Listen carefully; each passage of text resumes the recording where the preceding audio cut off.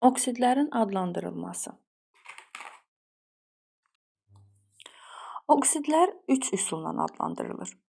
Əvvəla var oksidlərin köhnə nomenklatura ilə adlandırılması, var oksidlərin beynəlxalq nomenklatura ilə adlandırılması, bir də bəzi oksidlər vardır ki, onların tarixi adları mövcuddur. Gəlin bunların hər biri ilə tanış olaq. Əvvəla baxaq görək köhnə nomenklatura ilə adlandırma necə olur. Köhnə nomenklatura ilə adətən biz metal oksidlərini adlandırırıq. Bu üsulda oksidi adlandırmaq üçün əvvəla oksidi əmələ gətirən elementin adı deyilir.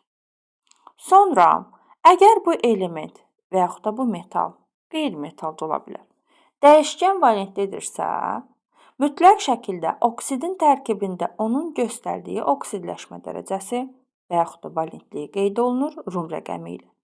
Və son olaraq oksid sözü deyilir.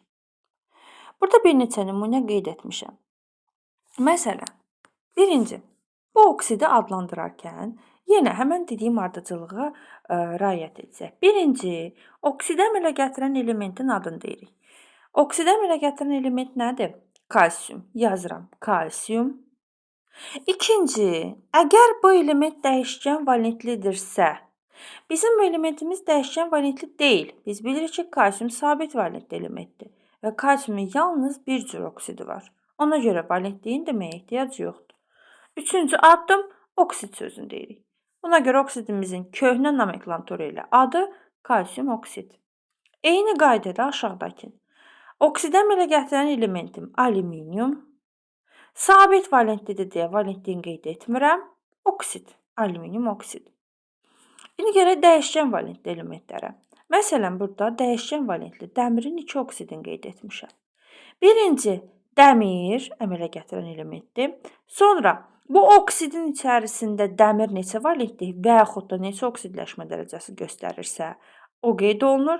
Dəmir 2, sonda oksid sözü. Aşağıdakında yenə dəmir 3 valentlik göstərir burada. Yazıram dəmir 3 oksid. Bu qayda ilə adətən metal oksidlərini adlandırırıq. Ancaq qeyri-metal oksidlərində bu üsulla adlandırmaq mümkündür. Ancaq diqqət etsəniz, burada mən qeyd etmişəm ki, əgər element dəyişkən valentlidirsə, onun birləşmədə göstərdiyi oksidləşmə dərəcəsi qeyd olunur.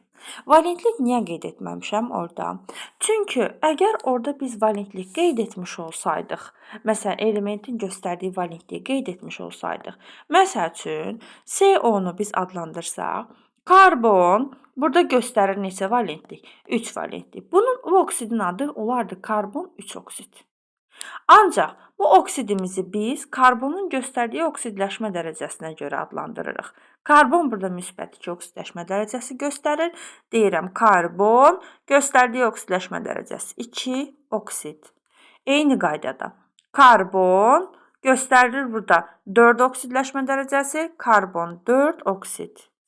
Kükürt 4 oksid. Azot 4 oksid.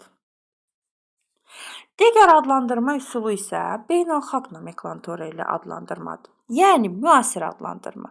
Beynəlxalq nomenklatura ilə adlandırarkən biz adətən Yunan saylarından istifadə edirik və beynəlxalq nomenklatura ilə qeyri-metal oksidlərini adlandırırıq. Metal oksidlərini bu qayda ilə adlandırılmır.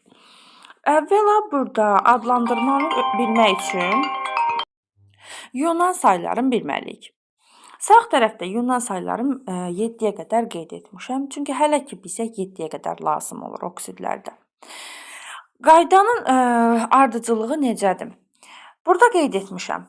Əvvəla oksidi əmələ gətirən element hansı elementdirsə, bu elementin sayı deyilir. Əgər bir dənədirsə, deyilmir. Sonra elementin adını deyirik. Sonra oksidin tərkibindəki oksigenin sayı deyilir və oksid sözü. Qeyd edim ki, bu sayların hamısını Yunanca qeyd etməliyik. Məsələn, nümunələrə baxaq. Birinci, bunu adlandırıram. Oksidə əmələ gətirən element nədir burada? Karbondur. Karbonun sayı bir dənədir. Əmələ gətirən elementin sayı 1 olanda deyilmir. Amma oksigenin sayı 1 olarsa, onu mütləq şəkildə vurğulamaq lazımdır. İndi adlandırıram. Karbon, keçirəm oksigenə. Oksigenin sayı 1 dənədir. Ona görə deyirəm monooksid. İkinci oksid adlandırıram. Əmələ gətirən element azot və 1 dənədir. Oksigen, o da 1 dənədir. Azot, monooksid. Digərinə. Oksidə əmələ gətirən element azotdur, sayı isə 2-dir.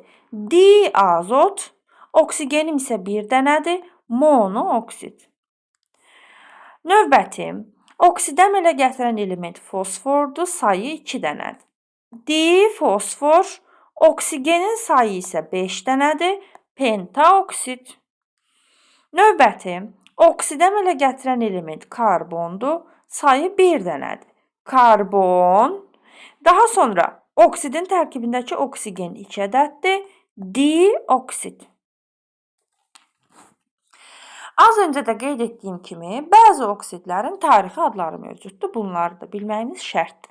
Məsələn, karbon monoksidə biz həm də deyirik dəm qazı, karbon dioksid, karbon qazı, kükürt dioksid, kükürt qazı, silisium dioksid, kvars qumu, diazot monoksidə isə şənləndirici qaz deyilir.